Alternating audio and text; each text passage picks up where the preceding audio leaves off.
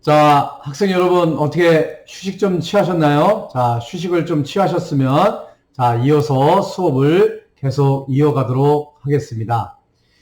자, 우리 지난 시간에 우리 사회복지 실천 기술론 위기개입 모델의 철학과 기본 개념에 대해서 이제 살펴보았습니다. 그래서 우리의 삶 속에서 항상 위기는 존재한다. 또 위기는 찾아온다. 이렇게 말씀을 드렸어요. 그래서 그 위기는 어떻게 내가 받아들이냐에 따라서 하나의 성장과 발달의 그런 반전의 기회로 삼을 수가 있고요.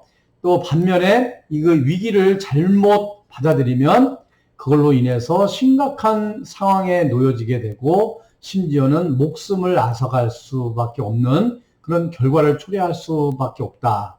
이런 말씀을 드렸습니다. 그래서 위기는 사실상 위험과 기회의 합성어다라는 말이 있듯이 이 위기를 어떻게 잘 극복하고 또 해결하느냐에 따라서 상태하고 위기를 잘못 극복하고 그것을 문제 해결을 잘못하게 되면 나타나는 그 상황하고는 완전히 하늘과 땅 차이의 결과를 초래할 수밖에 없다라고 말씀을 드렸습니다. 그래서 우리가 삶 속에서 찾아올 수 있는 위기의 유형 4가지를 말씀을 드렸죠. 첫 번째가 발달적 위기 얘기를 했어요. 우리 생애 주기 속에서 어떤 위기가 찾아오는지. 그 다음에 상황적 위기에 대해서 말씀을 드렸습니다. 그 다음에 세 번째 우리 실존적 위기에 대해서 말씀을 드렸어요. 네 번째는 환경적 위기. 이렇게 해서 4가지 위기가 있다. 그래서 위기의 유형에 대해서 한번 여러분들하고 살펴보았습니다. 결국은 발달적 위기, 상황적 위기, 실존적 위기, 또 환경적 위기, 이 모든 것들이 우리의 삶의 어떤 삶 속에서 항상 존재하고 찾아올 수 있는 위기다라고 할 수가 있겠죠. 그래서 전 시간에는 우리 이렇게 위기 개입 모델에 있어서 위기 개입의 그런 철학과 또 기본 개념에 대해서 간단하게 살펴보았고요. 이번 시간에는 위기 개입 모델의 어떤 개입 과정에 대해서 개입 목표와 개입 과정에 대해서 한번 살펴보고요. 또 자살 문제를 가지고 한번 우리가 실질적으로 개입 기법을 한번 사용을 해보는 것으로 수업을 진행을 하도록 하겠습니다. 자, 이 시간도 여러분들과 함께 파워포인트를 띄워놓고 수업을 진행을 할 테니까요. 여러분들 파워포인트를 보시면서 함께 수업을 이어가도록 하겠습니다. 자, 이번 시간에는 두 번째 위기개입 모델의 개입 목표 및 과정에 대해서 한번 살펴보도록 하겠습니다. 자, 첫 번째 위기개입의 대상입니다. 자, 누구를 대상으로 해서 위기개입을 할 것인가 하는 것인데요. 위기 이론에서는 인간은 발달 과정상의 위기나 상황적인 위기를 겪게 되는데 이러한 위기에 처한 사람은 모두 치료의 대상이 될 수 있다. 이렇게 이야기를 합니다.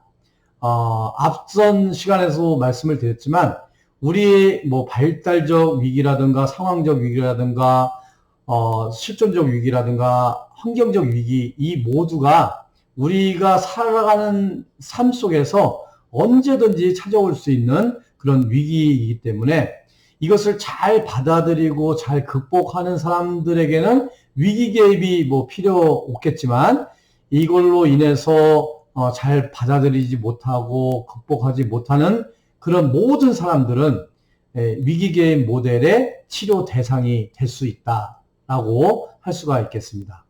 일반적으로 위기 개입이 가장 효과적으로 적용되는 클라이언트는요.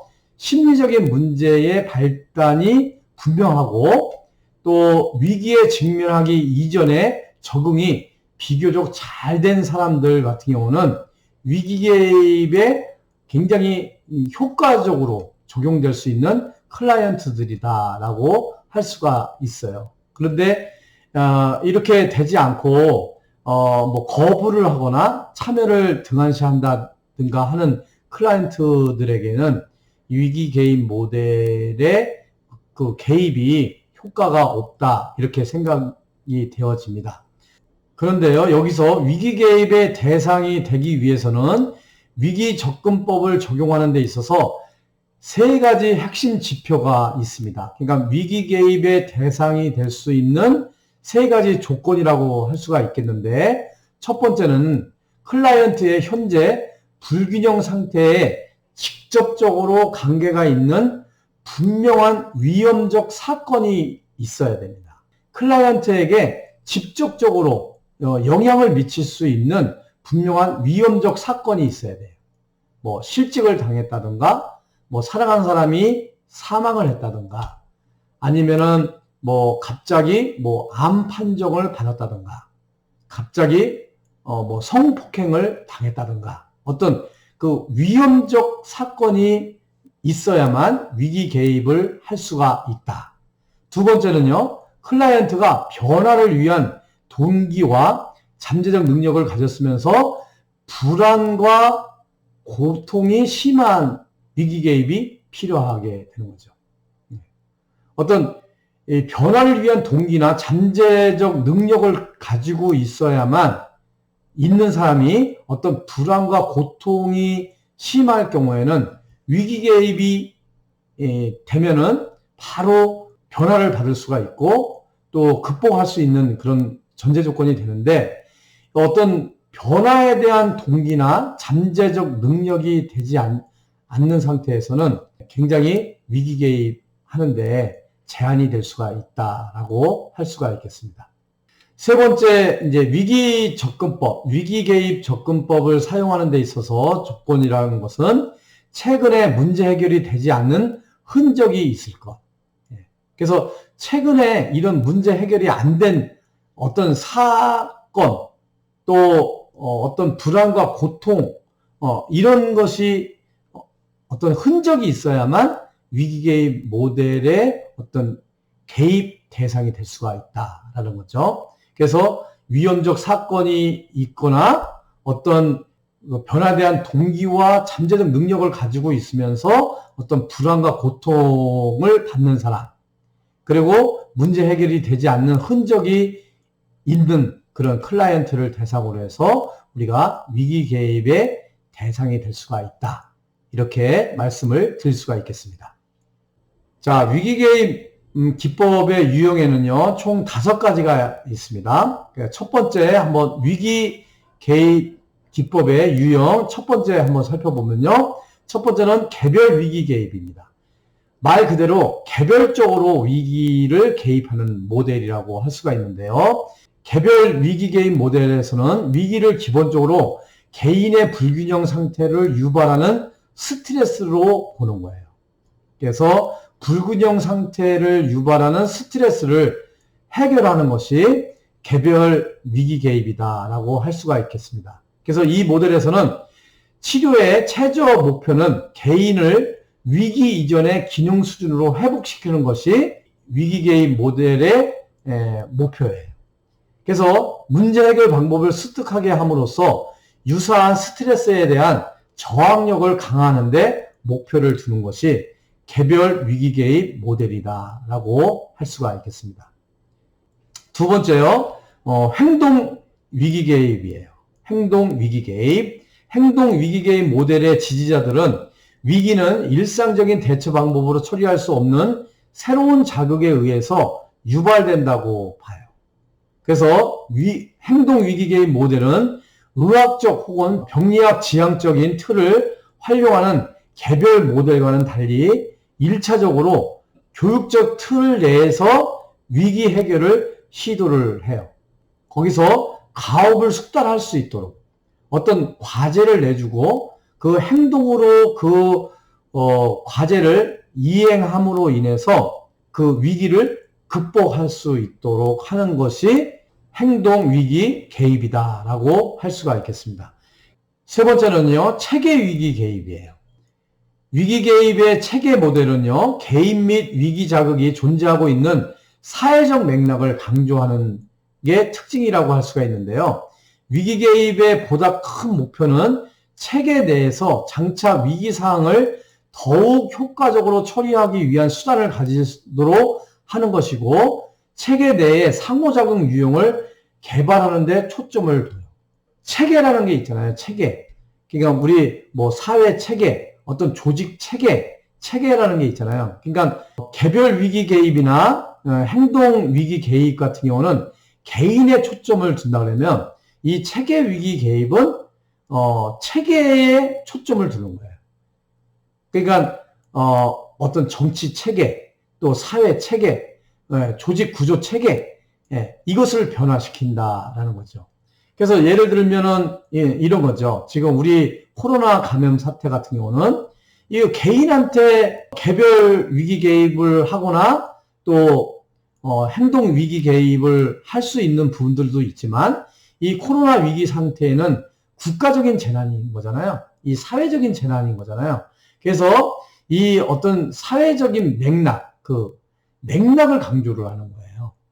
그래서 어떤 사회 구조, 사회 체계를 그 위기 상황을 잘 극복할 수 있도록 체계를 변화시켜 가는 것을 체계 위기 개입이다라고 할 수가 있겠습니다. 그래서 어떻게 보면은 이 체계 위기 개입은 약간의 그 중거시적인 그런 개입 모델이다라고 할 수가 있겠고요. 네 번째는 생태계 위기 개입이에요. 이 생태계 위기 개입은 제임스와 길리랜드가 위기 개입의 새로운 이론으로서 생태계 이론을 제시하는 데 있어서 이들은 이 이론을 전자매체의 영향, 또 체계의 상호 의존성, 거시 체계적 접근 등을 중심으로 해서 설명을 했는데요.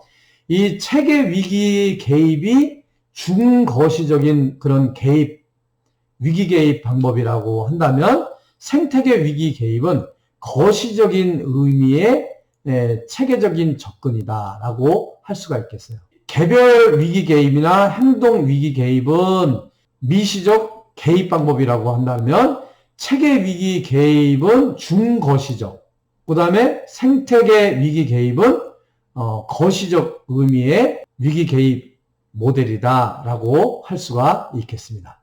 그 다음에 이제 다섯 번째는요, 인지행동적 위기 개입이라고 할 수가 있겠어요. 인지행동적 위기 개입. 그래서 여러분들이 이 인지행동적 위기 개입은 쉽게 말하면 인지행동 모델을 기억을 하시면 되겠어요. 인지를 변화함으로 인해서 행동이 변화될 수 있도록 하는 것이 인지행동 모델이라고 말씀을 드렸잖아요. 인지행동적 위기 개입. 첫 번째는요, 정신 내면적인 것으로 먼저 개인의 자율적 사고와 도식에 초점을 두고 그 자율적 사고와 그 생각의 도식에 초점을 두고 변화시켜가는 위기 개입 기법이다라고 할 수가 있겠어요. 그래서 치료자로 하여금 치료를 가이드함에 있어서 활동적이 되고 지시적이 되도록 격려하기 때문에 모델의 지시성이 지시한다. 이런 거죠. 지시가 중요시 된다. 이렇게 얘기를 할 수가 있겠고요. 치료의 공식화가 중요시 되고 위기 개입을 위하여 치료의 단기적인 본질이 요구가 된다라고 할 수가 있겠고요. 협동을 해나가는 것이 특징이다. 그 다음에 인지치료 모델은 치료의 역동적 모델이라는 거, 또 인지치료는 정신교육적인 치료 모델이다. 인지 모델은 사회적 대인관계적 모델이다. 그래서 요 인지행동적 위기 개입은 여러분들이 인지행동 모델에서 배웠던 그 내용을 잘 생각을 해보시면 좋겠다. 이렇게 말씀을 드리겠습니다. 그래서 인지행동적 위기 개입 이렇게 해서 5가지 위기 개입 기법의 유형에 대해서 한번 살펴보는 시간을 가졌습니다. 자, 이제 세 번째, 우리 위기 개입 모델의 개입 기법에 대해서 우리가 공부를 하고 있는데요. 한번 실제 어떤 위기 개입 모델에서 우리 한번 자살 문제를 한번 다뤄보는 그런 시간을 갖도록 하겠습니다. 자, 우리 위기 개입 모델에서 우리 자살 다루기, 자살 문제를 한번 실예를 들어서 한번 살펴보겠는데요. 이 자살은 우리가 아주 긴급한 그런 상황 속에서 발생되는 것이 자살이라고 할 수가 있겠어요. 위기 중에서 최대 위기죠. 이 자살에 있어서 사회복지사의 입장은 무엇인가? 우리 한번 살펴보면요. 클라이언트가 자살을 생각하고 있다고 의심된다면 즉시 슈퍼바이저에게 자문을 요청을 해야 합니다. 여러분들이 이제 사회복지사로서 이렇게 근무를 하다 보면 이제 사회복지 업무를 보게 되죠. 그 슈퍼바이저라는 것은 우리 실습 지도자, 조언자, 지도자 뭐 이렇게 얘기를 해요. 그러니까 여러분들이 사회복지사로서 기관에서 일을 하다 보면 자기의 상급자가 있겠죠. 이런 분들이 우리가 슈퍼바이저라고 할 수가 있겠어요. 그래서 내가 담당하고 있는 클라이언트가 자살을 생각하고 있다고 의심이 된다면 바로 그 슈퍼바이저, 상급자에게 자문을 요청을 해야 될 필요가 있다라는 거고요. 위기 개입의 사회복지사로서 자살의 상황에 대해서 혼자서 모든 결정을 내려서는 안 되고요. 슈퍼바이저하고 자문을 통해서 서로 협의를 할 필요가 있다. 각각의 잠재적인 자살 상황을 정확하게 사정하고 자살에 대한 모든 가능성이 있다면 개입해야 하는 윤리적인 책임을 가지는 것이 우리 사회복지사라고 할 수가 있겠어요. 그래서 우리 사회복지사는 어떤 클라이언트를 케어를 하는 데 있어서 또 개입을 하는 데 있어서 어떤 임무를 수행하는 데 있어서 맡은 책임감은 바로 할 수 있다면 최선을 다해서 생명을 구하는 일이 우리 사회복지사의 역할이다라고 할 수가 있겠습니다. 그래서 특히 내가 담당하고 있는 클라이언트가 자살과 관련된 어떤 의심이 된다면 이런 절차에 의해서 우리 사회복지사의 입장을 취해야 된다라고 말씀을 드릴 수가 있겠습니다. 자, 그러면 두 번째 자살은 뭘까요? 자살이라는 것은 누구나 때에 따라서 문제를 가지고 있다는 것을 우리는 기억을 해야 돼요. 자, 우리 클라이언트뿐만 아니라 우리 일반적인 사람들도 다 이 문제가 있죠. 문제가 없는 사람이 없어요. 그런데 그 문제의 질과 문제의 양, 정도가 다를 뿐이죠. 근데 이제 클라이언트 같은 경우는 일반적인 사람들은 이 문제를 스스로 잘 이렇게 해결해 나갈 수가 있는 반면에 이 클라이언트들 같은 경우는 이런 문제들을 가지고 있지만 스스로 해결할 수 없을 때 어떤 문제들이, 더 큰 문제들이 발생을 하게 되는 것이죠. 그래서 이 자살하는 사람들은 그들의 문제에 대한 대응 방법으로서의 자살을 생각하는 것이 되는 거죠. 그래서 자살하는 사람은 아픈 것이 아니다, 절망에 빠진 것이다 라는 것을 우리는 꼭 기억을 해둘 필요가 있어요. 이 자살하는 사람은 아픈 게 아니에요. 절망인 거죠. 절망에 빠졌기 때문에 자살을 하려고 한다. 저는 이 말이 참 마음에 많이 와닿는 것 같아요. 자살하는 사람은 아픈 게 아니라 절망에 빠진 것 뿐이에요. 이 절망에 빠진 사람들은 어떤 강렬한 자살의 충동을 느끼는 사람이 되는 것이고요. 이 강렬한 자살의 충동을 느끼는 사람은 미래에 대한 진정한 희망이나 대안이 없어요. 그리고 그들이 경험하는 강렬하고 견디기 힘든 감정적이고 육체적인 고통에서 벗어날 수 있는 어떠한 방법이 없다고 생각하는 사람들이 자살을 이렇게 시도를 하게 되는 것이죠. 이런 느낌은 관계의 어떤 손실, 사랑하는 사람의 죽음, 어떤 수치, 고통 등의 압도적인 상황이나 감정에 의해서 야기가 되는 것이죠. 그러니까 자살하는 사람들 보면 굉장히 힘들죠. 힘들어요. 어려워요. 슬퍼, 불안, 분노하게 되고 그 상황을 견디기 힘든 그런 감정적인 그런 상황들이 도출이 되는 것이죠. 그래서 이런 사람들이 자살의 충동을 느끼는 사람들이다라고 할 수가 있겠어요. 통상 자살을 시도하는 사람들은요, 이전에 자살을 시도했던 사람들이 자살을 시도를 해요. 가족들 중에서 자살한 사람이 있는 사람, 또 마약이나 술을 하는 사람들은 상대적으로 자살을 시도할 가능성이 크다라고 할 수가 있겠어요. 이 자살의 본질을 우리가 좀 이해를 하게 되면 자살을 시도하는 사람들에 대한 개입, 또 그들을 바라보는 우리의 관점이 바로 서지 않을까 이렇게 생각이 듭니다. 자, 자살을 시도하는 사람들한테는 징후가 있어요. 징후. 자살을 시도하는 사람의 징후, 예를 들어서 이런 거죠. 슬픔이나 우울증 혹은 신경증이 있는 사람들, 평소와는 다른 단정하지 못한 외모, 어떠한 명백한 이유 없이 흐느낌, 비관적인 태도를 표현하는 거죠. 미래에 대한 절망감을 표현하는 거. 나는 미래가 없어. 나는 뭐 죽어야 돼. 뭐 이런 표현을 짓는 사람들, 이 자살 시도의 징후라고 할 수가 있겠어요. 평소 활동에 대한 관심의 손실, 자신에 대한 나쁜 감정, 자기가 없어지면 세상이 좋아질 거라고 진술 또는 죽는 것이 낫다고 뭐 진술하는 사람들, 소중히 여겼던 소유물을 버리거나 논쟁하지도 않고 농담에 웃지도 않고 또 자신이 심하게 희생되었다고 느낄 때 이런 사람들, 이런 모습, 감정 이런 것을 표현하는 사람들은 주로 자살을 시도할 가능성이 높은 거죠. 자, 이 자살 시도의 징후 중에서 자살의 위험이 높은 사람들은 어떤 사람들이냐면요. 최근에 중요한 손실을 경험한 사람들이에요. 이런 사람들은 자살의 위험이 높은 사람들이죠. 어떤 사랑하는 사람들의 죽음을 경험을 했다던가 갑작스럽게 실직을 당했다던가 어떤 갑작스럽게 뭐 암 판정을 받았다라든가 어떤 이런 질병을 받았을 때 이들에게는 살 소망이 없다. 절망이 찾아오는 거죠. 그렇게 느끼는 거죠.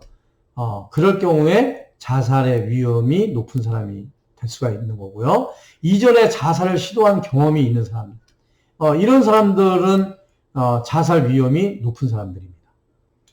가족 중에 자살을 한 사람이 있는 사람, 이런 사람들도 자살의 위험이 높지요. 여러분들 뭐 잘 아실지 모르겠지만 최진실 씨 아시잖아요. 아주 유명 배우고 탤런트고 이 최진실 씨가 이제 자살을 했잖아요. 자살을 해서 사망을 했는데 그 동생이 최진영 씨였잖아요. 최진영 씨가 누나가 이제 자살을 한 것에 대해서 한참 뭐 슬픔에 잠기고 참 힘들어 하다가 결국은 최진영 씨도 자살을 했잖아요. 그러니까 이제 가족 중에 누가 자살을 하게 되면 그게 마치 나 때문에 뭐 자살을 한 것처럼 또 사랑하는 사람이 없는 세상에 내가 살아갈 그런 어떤 소망이 없다라고 생각을 하게 되면 같이 이렇게 또 자살을 하게 되는 그런 경우들이 있다라는 거죠. 그래서 가족 중에 자살을 한 사람이 있는 사람은 이 자살 위험이 높은 사람들이다라고 할 수가 있겠고요. 마약이나 술을 하는 사람들, 이런 사람들이 이제 자살 위험이 높은 사람들이다라고 할 수가 있겠습니다. 그래서 대체적으로 충동적이고 공격적인 성향을 갖고 있는 개인적인 성격은 그 자살 위험과 관련이 굉장히 많다. 이렇게 이야기를 할 수가 있겠습니다. 그래서 대체적으로 이렇게 4가지 자살 위험이 높은 사람의 예를 들어드렸는데요. 혹시 클라이언트 중에서 이런 유의 어떤 클라이언트가 있다고 하면은 어떤 자살 시도의 징후들을 참고를 해서 특별한 그런 관심을 가질 필요가 있다라고 할 수가 있겠습니다. 자, 자살에 대한 이제 우리 사회복지사의 개입인데요. 자살 개입의 단기적인 목적은 클라이언트가 심각한 위기 상황을 잘 넘기도록 하고 지지 집단이나 치료기관과 연결시켜서 희망과 어떤 대처 기능을 회복하도록 하는 것이 자살에 대한 우리 사회복지사의 개입이에요. 그래서 사회복지사에게 가장 중요한 목표는 자살 충동을 느끼는 사람이 지금 당장 위험한가를 결정하는 것이에요. 그래서 사회복지사가 그거를 다 책임질 수는 없어요. 그래서 우리가 치명성의 사정이라고 하는데, 그 사람, 클라이언트가 자살 충동을 완전히 지금 극에 달해 있느냐, 아니면 평이한 상태냐, 그 치명성이 있느냐, 없느냐를 사정하는 거. 이 치명성의 사정을 해야 하는데, 이런 죽음의 가능성, 삶이 곧 위험해질 것이라는 가능성을 파악하는 것을 우리가 치명성의 사정이라고 하는데요. 우리 사회복지사는 여기까지만 책임을 지면 돼요. 그래서 클라이언트가 자살 충동을 느끼는 사람인지 아닌지를 파악하는 거. 그 클라이언트에게 희망과 대처 균형을 회복할 수 있도록 해주는 것은 어떤 그 치료 기관하고 연결을 해서 그 치료 기관에서 이렇게 해줄 수 있도록 하는 것이 되겠죠. 그래서 우리 자살에 대한 오커의 개입은 이 정도까지 하시면 되겠다 말씀을 드리는 것입니다. 자, 우리 자살의 치명성 사정인데요. 클라이언트가 심각한 우울증을 보이면 자살의 위험을 평가해서 징후가 있으면 예방수단을 취하는 것이 굉장히 중요해요. 그래서 성인에 있어서 자살 위험성과 관련된 요소가 이런 것들이에요. 절망, 희망이 없다. 또 자살을 시도한 경험이 있다. 또 자살할 구체적인 계획을 세웠다. 지지체계가 부족하다. 쓸모없다고 느낀다. 자신이 죽으면 남들은 더 좋아질 거라고 어떤 믿음을 가지고 있다. 이런 것들이 자살 위험성을 높이는 것이죠. 그래서 이런 것들을 우리 사회복지사들은 잘 사정을 하시면 돼요. 사정을 해서 우리가 전문가가 아니기 때문에 이런 자살을 예방하고 치료하는 부분들은 그 전문 기관에다가 의뢰를 해서 자살로부터 벗어날 수 있도록 그 자살의 어떤 치료를 할 수 있도록 이렇게 해주는 것이 중요하다라고 할 수가 있겠습니다. 자, 6번째, 자살에 대응하는 원칙인데요. 모든 자살의 징후들을 심각하게 받아들여야 된다. 앞서서 설명을 드렸어요. 자살에 대한 여러 가지 사전 징후가 있는데 그거를 보면서 그냥 대충 넘어가요. 그러다가 나중에 딱 보니까 그게 자살 시도의 징후였어. 그러면 사회복지사도 괴롭죠. 그래서 이런 자살의 징후들이 있으면 다 심각하게 받아들이고 적극적으로 대처를 해야 된다. 그리고 개인의 양가 감정을 잘 활용을 해야 된다. 양가 감정이라는 게 두 가지 감정이에요. 죽고 싶은 마음도 있고 살고 싶은 마음도 있는 거예요. 98%의 죽고 싶은 마음이 있고 2%의 살고 싶은 마음이 있다 그러면 우리는 이 2%의 살고 싶은 마음을 잘 활용을 해서 자살에서 벗어날 수 있도록 이렇게 해줘야 된다는 거죠. 대부분 자살에 관한 생각은 일시적인 거예요. 그 순간적인 거거든요. 일시적인 것이기 때문에 우리가 자살에 대해서 그 때를 넘길 수 있도록 이렇게 케어를 할 필요가 있다. 자살 개입을 위한 특수한 기술을 활용을 할 필요가 있는데요. 클라이언트의 상황에 적절한 임상적, 법적 보호책을 마련해 놓아야 하고요. 자살을 생각하거나 시도하려는 클라이언트를 보호할 개입 전략을 숙지해야 할 필요가 있습니다. 또한 그 자살 예방과 관련된 위험 요인과 보호 요인을 파악을 해서 자살과 관련된 많은 연구조사에서 밝혀진 내용들을 토대로 자살의 예방과 사후 조치에 대해서 노력을 할 필요가 있습니다. 그 자살의 위험 요인, 이 사람이 진짜 자살을 시도할 수 있느냐 없느냐 그런 위험 요인이 있는 반면에 그 사람이 자살을 하지 못하도록 하는 보호 요인이 있어요. 그래서 위험 요인과 보호 요인을 잘 파악을 해서 적절하게 대처할 수 있도록 이렇게 노력을 할 필요가 있다라고 할 수가 있겠습니다. 자, 7번째요. 의뢰예요. 아까 말씀을 드렸죠. 사회복지사는 자살을 생각하는 사람들을 자살 전문가에게 의뢰할 수 있는 준비가 되어 있어야 돼요. 내가 해결하려고 하는 것이 아니라 자살 전문가들에게 의뢰함으로 인해서 그 자살 전문가로 하여금 개입을 할 수 있도록 해줘야 된다는 거죠. 그래서 자살의 위기에 있는 사람이 이미 심리치료 전문가, 예를 들어서 정신의학자라든가 정신의료 사회복지사라든가 심리학자 또는 치료자하고 연결되어 있다면 그 전문가와 곧바로 상담할 수 있도록 권해드려야 되고요. 그 연결되어 있지 않다고 하면은 자살 전문가에 내가 의뢰를 할 수 있도록 해야 되는 것이죠. 그래서 때때로 자살을 시도하는 사람들은 어떤 결정도 내리기 힘들기 때문에 이 사회복지사가 전화 상담소나 치료자 또는 지역사회 정신보건센터에 전화를 해야 하는 경우들이 있어요. 그러니까 스스로 자살을 시도하는 사람들은 스스로 어떤 문제를 판단하고 해결하려고 하는 그런 게 부족하게 되거든요. 그럴 때 우리 사회복지사가 이런 그 클라이언트들, 자살 위험이 있는 클라이언트는 이렇게 전문가에게 의뢰할 수 있도록 해드려야 된다라는 것을 여러분들이 꼭 명심을 하시고요. 이 자살 징후에 대해서 여러분들한테 쭉 설명을 드렸으니까 이런 것들을 잘 참고를 해서 혹시 사회복지 실천 현장에서 우리 자살 위험이 높은 클라이언트를 만나게 되면 이러한 절차에 의해서 개입을 하시면 좋겠다. 이렇게 말씀을 드리겠습니다. 자, 8번째는요. 워커 자신을 보호하기예요. 다른 어떤 상황보다도 자살 문제를 다루는 경우 사회복지사는 자신을 보호해야 하고 지지를 얻어내야 돼요.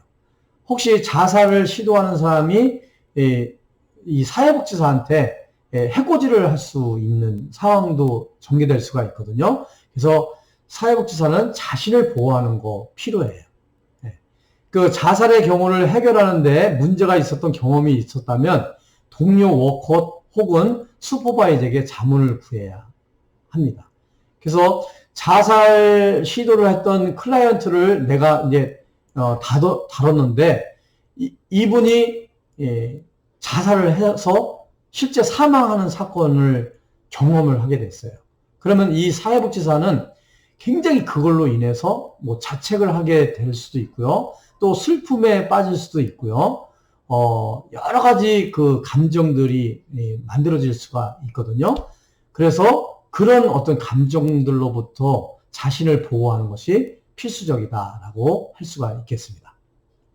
그래서 슈퍼바이저가 가능한 한 빨리 자살 상황에 관여할 수 있도록 하는 것도 굉장히 중요하다.